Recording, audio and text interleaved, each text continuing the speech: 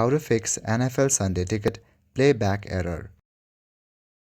If you are facing playback errors, it means that there's a weak or unstable internet connection or outdated app or browser, too many devices logged in at once, or cache or data corruption. Or sometimes it might be caused due to server issues on NFL side. You can try to clear your data by going to your settings on your browser.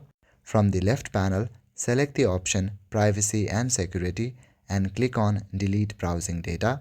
From the menu that appears, select the option All Time in Time Range. Now simply click on Delete Data to delete all your cache, cookies and data of your browser. After doing this, try again to see if that problem is fixed.